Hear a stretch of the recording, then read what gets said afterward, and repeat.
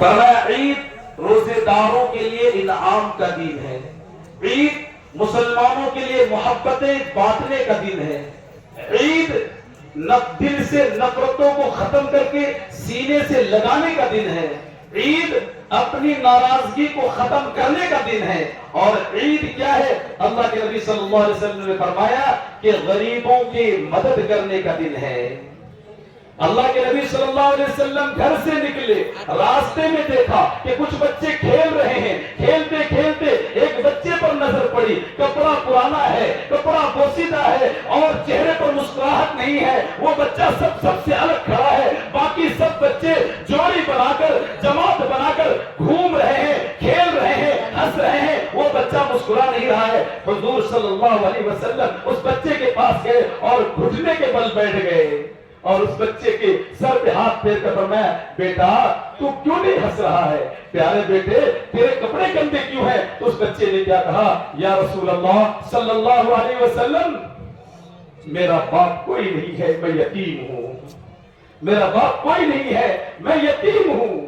اللہ کے نبی نے کہا تو یتیم ہے یہ مت بول، سینے سے لگایا، گود میں بٹھایا، کہا تو اس بات پر خوش ہے کہ آج کے بعد تیرا باپ محمد اور تیری ماں فاطمہ ہوگی؟ کہا یا رسول اللہ میں خوش ہوں۔ گود میں اٹھایا، گھر لے کر گئے، کہا فاطمہ اس کو ایک کام کرو، اس کو حسن و حسین کے کپڑے وہ پہناؤ۔ یا رسول اللہ وہ تو کپڑے پہنا دیا میں نے آپ کے نواسے کو، کیا کرنا؟ کہاں سے کپڑے لانا؟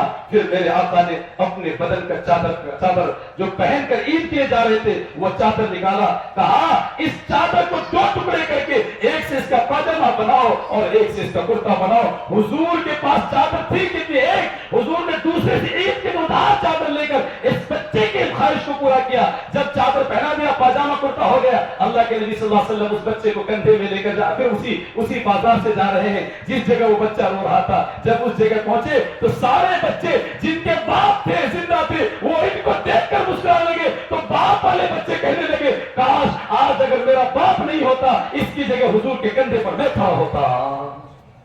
تو عید غریبوں سے ہمدردی کا دن ہے۔ اور عید کیا ہے؟ جب راستے میں آتے جمع ہو کر اللہ کے فرشتے پوچھتے یہ کیوں جمع ہوئے ہیں؟ فرشتوں بولو، فرمایا اللہ یہ اپنا انعام لینے کے لیے جمع ہوئے ہیں، آپ کو راضی کرنے کے لیے جمع ہوئے ہیں، مغفرت کے لیے جمع ہوئے ہیں۔ فرشتوں تم گواہ رہنا، ساتوں زمین آسمان کے فرشتوں تم گواہ رہنا، میں نے ان تمام کی مغفرت کر دی ہے۔ یہ تو عید کا مضمون۔ دوسرا، اس عید میں ہمیں اپنے فلسطینی بھائی بہنوں کو نہیں بھولنا چاہیے۔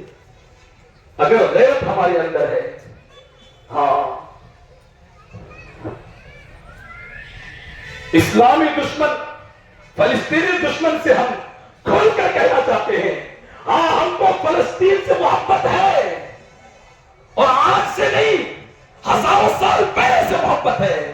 آج ظلم ہو رہا ہے اس وجہ سے محبت نہیں ہے۔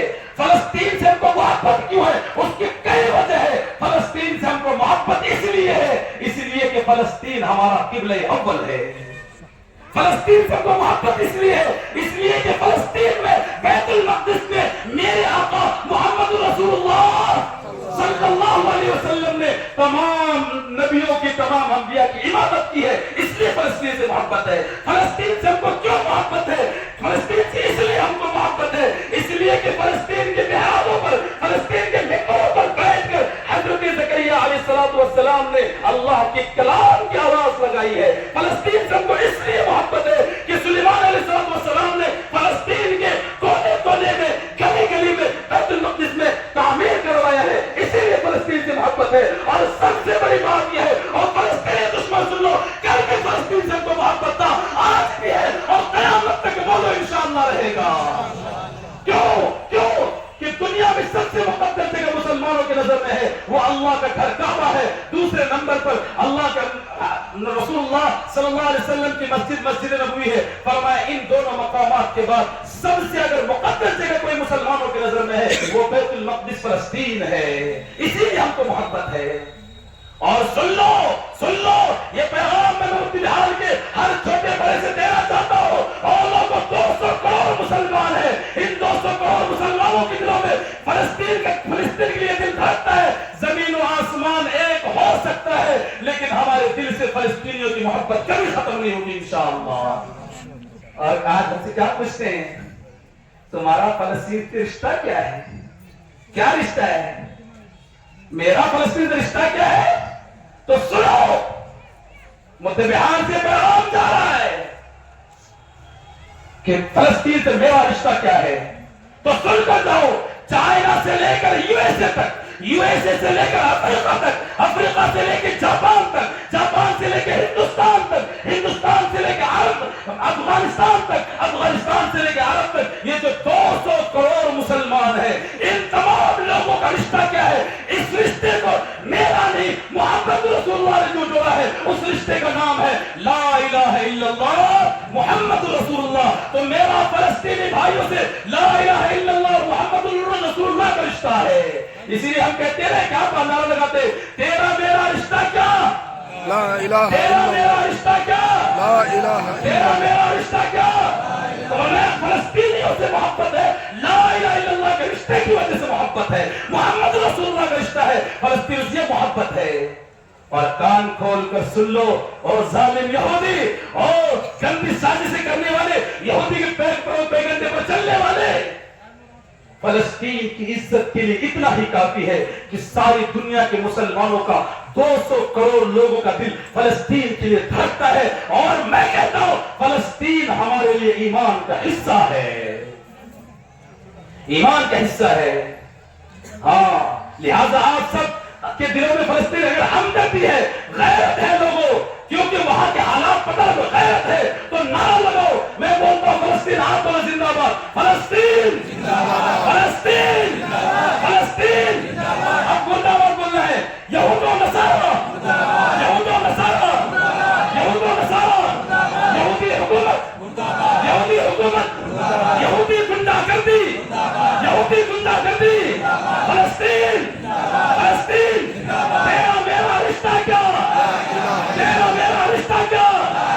نعرہ تکبیر، نعرہ تکبیر۔ باقی اگر فلسطین کے بارے میں سننا ہے تو پھر کبھی آنا، علماء کے پاس بیٹھو پھر سنائیں گے۔ یہ ایک ہو گیا فلسطین کا مضمون۔ دوسرا قبر، یہ جو ابھی چل رہا وقت ترمیم بھی ہم کو پتہ بھی نہیں ہے کس، اس وقت سن لو، یہ وقت سب سے زیادہ مسلمانوں نے پوری دنیا میں زمین کو وقف کیا تھا۔ پتا ہے، ایک وہ وقت آیا کہ حکومت نے منع کر دیا، اب زمین کوئی وقف نہیں کرے گا۔ اگر کسی کو زمین وقف کرنا ہے وہ پوچھے گا حکومت سے، کیوں؟ سب نے زمین وقف کر دیا تھا۔ کس کو کہتے زمین؟ میں یہ زمین اللہ کے نام پر دے رہا ہوں، اللہ میری مغفرت فرمائے، فلاں یتیم کے لیے، یتیموں کے لیے زمین دے رہا ہوں، بیواؤں کے لیے زمین دے رہا ہوں۔ یہ زمین ان لوگوں کے لیے جس کے ہاتھ پیر نہیں، لنگڑے لوڑے ہیں، یہ زمین ان لوگوں کے لیے جو دل کے بیمار، اس طرح سب نے زمین وقف کر دیا تھا۔ ایک عورت جب اسلامی حکومت تھی وہ زمین وقف کرنا چاہ رہی تھی، اسلامی حکومت نے کہا نہیں، پوچھنا پڑے گا۔ پوچھا زمین وقف کرنا ہے کس کے لیے کرو گے؟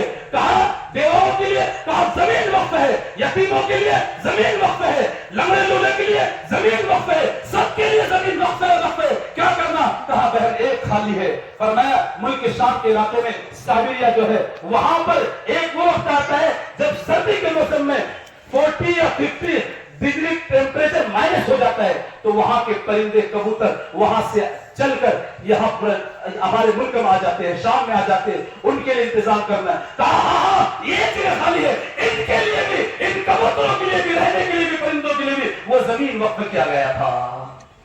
یہی تک ہی نہیں، آپ واقعہ سن کر جاؤ، سلطان صلاح الدین ایوبی کی جنگ بندی ہو رہی ہے، لڑائی ہو رہی ہے، پتہ چلا دشمن کے خیمے میں دودھ کی کمی ہے، بچے دودھ سے مل ملا رہے ہیں، بچے دودھ سے چیخ رہے ہیں، کہاں سے دودھ لائے گا؟ تو سلطان صلاح الدین ایوبی نے اپنے خیمے سے دشمن کے خیمے تک دودھ کی 2 نہریں بنایا تھا۔ کتنی نہریں؟ کوئی ہے آج کی حکومت؟ آج کی حکومت کر سکتی ہے؟ آج کی حکومت تو ماؤں کے گود سے بچے نکال کر کب تک دھیان نہیں دیکھا۔ دودھ کی حکومت، اور میٹھا دودھ صبح سے شام تک پیتے تھے۔ ایک وقت ایسا طے کر دیا سلطان صلاح الدین ایوبی نے کہ اس نہر سے کوئی مسلمان فوجی کوئی دودھ نہیں لے گا۔ کون دودھ دے گا؟ پر میں وہ कोई नहीं रहेगा। फरमाया दुश्मन की माएँ बहनें आएंगी, वो दूध लेकर जाएंगे। उस वक्त में कोई नहीं जाता था, वो दुश्मन की माएँ बहनें आती थी, अपने बच्चों को लेकर घर भर दूध भर भर के ले जाती थी। ऐसे जमीन तो वो वक्त हमारे पास बदल जो जमीन वक्त किया अल्लाह के नाम पर दे दिया, आज उनको कब्जा करने की कोशिश नापाक साजिशें चल रही है। और याद रखो मुसलमानों, ये वक्त जो है मेरा और आपका जिंदगी और मौत का वक्त है। हम जिसमें खड़े हैं, और ये वक्त जिस तरह आप पर नमाज फर्ज है, जिस तरह आप पर रोजे फर्ज है, जिस तरह आपको भूख लगेगी, नहीं खाओगे मर जाओगे, खाना जरूरी है। इसी वक्त इस वक्त फलस्तीन के लिए नहीं बल्कि हमारे उसके लिए भी, बल्कि हिंदुस्तान में वक्त औकात के लिए, मस्जिद के लिए, कब्रिस्तान के लिए खड़ा होना भी जरूरी है। खाए बगैर नहीं जिंदा रहोगे। आज ये खड़े नहीं हुए तो एक वो वक्त आएगा, ये जो कब्रिस्तान दिख रहा है ना, ये आपके हाथ से निकल जाएगा।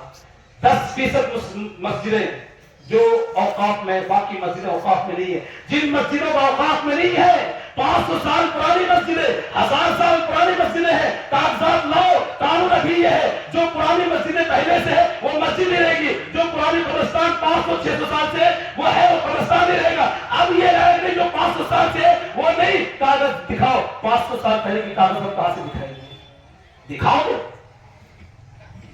1000 साल पहले की मस्जिदें कहां से दिखाओगे? जिसके कागज नहीं वो डायरेक्ट हुकूमत के कब्जे में है। ऐसी हजारों ने, लाखों ने, कितनी मस्जिदें और मदरसे और कब्रिस्तान खड़ा होना जरूरी है। और फिर चलो कानून 44 सफे का बिल है, उसमें 150 एक्ट तैयार किया गया है। सब ऐसे है कि जिससे हम बच नहीं सकते, हमारे घरों तक वो आएंगे। हम अपनी जान बगैर नमाज जैसा फर्ज है, वैसे ही अभी वक्त के खिलाफ वक्त के लिए खड़ा होना भी फर्ज है, जरूरी है। एक कानून कि वो जो आपका मस्जिद हो, ये जो मस्जिद की कमेटी है ना, मस्जिद की कमेटी, जिम्मेदार, मुतवल्लियान, इमाम साहब, अगर ये बिल पास हो गया, तुम अंजुमन के कमेटी, मुतवल्लियान, कब्रिस्तान के कमेटी, मुतवल्लियान, मस्जिदों में किसी का कुछ नहीं चलेगा। जो डिस्ट्रिक्ट मजिस्ट्रेट होगा उसी का ही चलेगा। और डिस्ट्रिक्ट मजिस्ट्रेट औरत भी आ सकती है, काफिर भी आ सकता है, कोई भी। और जाहिर सी बात है उनकी हुकूमत है, वो कैसे लोगों को भेजेंगे? जब बाबरी मस्जिद को पास करना तो किसको भेजा? वो ऐसे अपने जैसे लोगों को भेजेंगे। और फिर यही नहीं, यही तक ही नहीं, बल्कि जिस मस्जिद में जरा भी देखेगा ये जरा कुछ सोचा है, निकाल कर उसको वहां से हटाकर खत्म कर दिया जाएगा। बहुत सारी बातें हैं वक्त के, लिहाजा आज से मैं दरखास्त करता हूं इसके बारे में जिसको समझ, आप ये समझ रहे हो कि नहीं कुछ नहीं होता, कहीं ऐसा ना हो कि हमारी बेतवज्जी गफलत हमको कब्रिस्तान की जमीन से महरूम कर दिया जाए। और क्या भी है उसमें, अगर किसी को मस्जिद बनाना है तो 5 साल इस्लाम मुसलमान हूं मैं, 5 साल से साबित करना पड़ेगा। मैं मुसलमान क्या साबित करूंगा मैं? और हुकूमत जब 5 साल बोल रही है तो आप समझाओ सरकारी काम क्या होता है? 5 साल को मुसलमान साबित करने में लगेगा। जब तक 5 साल को 15 साल बना देगा, तुम चले गए, तुम्हारे पास भी बच्चे आएंगे, उसको क्या तुम 5 साल बोलो? मस्जिदें, एक मस्जिद को कायम करने के लिए तब तो चले 5 साल आपको सिर्फ पहले मैं साबित करूं, उसके बाद फिर मस्जिदें बनाना है कि नहीं बनाना वो बात। कब्रिस्तान लेना है आपको, मैंने कहा गौ का नाम याद नहीं, यहां पर भी नाले में दफन कर रहे हैं। अगर उसको उन देहात वालों को साबित, हम हिंदुस्तान में साबित कैसे करेंगे? हमारी 2 नस्ल 3 नस्ल पीछे हम तो कन्वर्ट हुए हैं, वो हिंदू थे, कुछ लोग हम कैसे साबित करेंगे? कागजात क्या मान रहे, क्या सबूत करोगे? फिर क्या पता चला ऐसे कानून ला रहे, ना तुम नए कब्रिस्तान बना सकते हो, ना तुम नई मस्जिदें बना सकते हो, ना तुम नए मदरसे बना सकते हो। तो फिर क्या होगा? तो समझो कि हमारी कब्रिस्तान, नई मस्जिदें नहीं होगी, हमारे आने वाली नस्लों का क्या होगा? नए मदरसे नहीं होंगे हमारे। और ये कानून से मस्जिद मदरसे तक हटने, स्कूल के इदारे तक बहुत सारे, वो करोड़ 150 जो एक है, कितना खतरनाक है। इसलिए मैंने कह रहा हूं इस वक्त हमारा औकात के बारे में जिंदगी और मौत से झुलस रहे हैं, लिहाजा आपको इसके लिए तैयार होना होगा। माल की जरूरत पड़ेगी, बोलो इंशाअल्लाह माल लगाएंगे, इंशाअल्लाह। जान की जरूरत पड़ेगी, जान लगाएंगे इंशाअल्लाह। अगर वक्त गर्दन की जरूरत, गर्दन देना पड़ेगा, देंगे इंशाअल्लाह। हमारी नस्लों की जरूरत है, लिहाजा आपसे दरखास्त करता हूं, ये खुला पार्टी है, ये जो पार्टी हमारा काम कर रहा है उसका सपोर्ट करो, اس کا سپورٹ کرو, کھل کر سپورٹ کرو, اور اب ڈھیر پر کھل کر بولو. میں اور جن کو سمجھ میں نہیں آتا ہے ان کی باتوں میں نہیں, یہ میں نے جتنی باتیں بولا میری بات نہیں ہے, یہ میں نے یہ باتیں اپنے علماء کرام سے سنی ہے, مولانا سجاد نعمانی سے سنا ہے, مولانا خالد رحمانی سے سنا, بڑے لوگوں کی باتیں میں نے آپ تک پہنچایا ہے. باتیں بہت ساری ہے, بس دعا کرے اللہ ہمارے مساجد کی خانقاہوں کی, بارگاہوں کی, درگاہوں کی تمام کی حفاظت فرمائے. کریں گے انشاءاللہ. 2 منٹ اور لیتا ہوں, صرف 2 منٹ. چوتھا جو مضمون ہے, ہم اور آپ زکات ادا کرتے ہیں. سننا, زکات ادا کرتے ہیں. زکات کا مقصد غریبی کو دور کرنا ہے. کتنے لوگ, کتنے غریب کو ہم نے دور کیا؟ کتنے سال زکات دے رہے مجمع؟ ایک غریب کو مالدار بنایا ہوئے دکھاؤ. زکات کا مقصد ہی ایسے نہیں. اور ہمارا دوسرا زکات کا مقصد, اور حضور کے زمانے میں زکات کا طریقہ ایسا نہیں ہے کہ 10,000 زکات میں نکل رہا ہے, لاؤ بیٹھو 500 یہ مدرسے کو, 500 مدرسے کو, گاؤں کا مدرسہ ہے 2500 بانٹ دیے سب کو, 500 بانٹ دیے سب کو دے دیے, انہوں نے کھا لیا پی لیا, اگلے سال پھر لینے کے لیے آ گئے. زکات کا مقصد, حضور کے زمانے میں اجتماعی زکات دی جاتی تھی. یہ ایک ارادہ کرو انشاءاللہ اگلے سال کسی نہ کسی شکل میں اجتماعی جماعت بنائیں گے اور ان لوگوں کی زکات کے ذریعے سے مدد کریں گے جو محنت کش اچھے انسان ہے. زکات کا اتنے سارے لوگ, الحمدللہ, اللہ آپ کو بری نظر نہ لگے, بولو آمین. اللہ آپ کی تجارت کو بری نظر لگے نہ لگے, اللہ آپ کو برکت عطا فرمائے. مد بہار کی مثال یہاں نہیں, بیجاپور نہیں, شولاپور نہیں, عقل کنواں گجرات میں دی جاتی ہے. اور ایک نے کل کہا کہ اگر دوسرا گجرات کرناٹک میں دیکھنا ہے تو مد بہار کو دیکھ لینا. 2-2, 3-3 لاکھ 17 بغیر مانگے 17-18 لاکھ تمہارے مدرسے کو چلتا جا رہا ہے. زکات کا مقصد غریبی کو دور کرنا ہے. ہم مسجد حضور کے زمانے میں زکات اجتماعی سب جمع ہوتا تھا, اور اجتماع جمع ہونے کے بعد ہر سال اگر مد بہار سے 20 لاکھ زکات جمع نہیں ہو سکتی, چٹکیوں میں ہوگا زکات. اتنے زکات 1-2 آدمی کی غریبی ہر سال دور ہوتا. زکات جو لیا ہے اگلے سال زکات دینے والا بننا چاہیے. اس بات کو دھیان دے, اجتماعی زکات مسجد والے شکل میں کس کو دینا ہے؟ جو بیچارہ محنت کیسے تجارت کر رہا ہے. ہم کیا سمجھتے, زکات صرف ہے نا غریبوں کو دینا. میرے بھائی کچھ وہ لوگ جو لون سے پیسہ لیتے ہیں, بڑے مالدار تھے, کورونا کی وجہ سے کمر ٹوٹ گئی ان کی, لون سے پیسہ لیتے ہیں, لون کی قسط بھرتے بھرتے ان کی کمر ٹوٹ گئی ہے. بڑے مالدار ہے, کپڑا بڑا اچھا ہے, لیکن اندر سے گھبرایا ہوا ہے, لون بھر رہا ہے. پر میں زکات کا رقم مدارس سے زیادہ, مثلا تم غریبوں سے زیادہ اس کا حقدار ہے. اس جو بڑے گھر کیا لیکن لون بھر رہا ہے, اس کو دو, اپنی تجارت شروع کرو. انشاءاللہ یہ تجارت شروع کرے گا, اگلے سال یہ زکات دینے والا بنے گا. لہذا اس کی کوشش کریں انشاءاللہ. تو اپنے زکات کے آدھی زکات اگلے سال ہر مسجد والے اجتماعی طور پر رقم جمع کریں. اس کے بعد مل کر, آپ کے پاس بڑے بڑے لوگ ہیں, ایک ساتھ جڑ جاتے ہیں, جڑ کر مل جل کر اس رقم سے کس کی غریبی کو دور کرنا ہے, کس کو گاڑی دلانا ہے, کس کو دکان کھول کے دینا, وہ فیصلہ کریں گے انشاءاللہ. تو آپ کی زکات کی رقم ایک بڑی ادا ہو جائے گی. اللہ تعالیٰ سے دعا کریں اللہ تعالیٰ ہم تمام عمل کی توفیق عطا فرمائے. آمین یا رب العالمین. وما توفیق الا باللہ. اب کتنا آپ سے تعاون کیا تو بیان کیا جائے, اس کے بعد دعا ہوگی انشاءاللہ.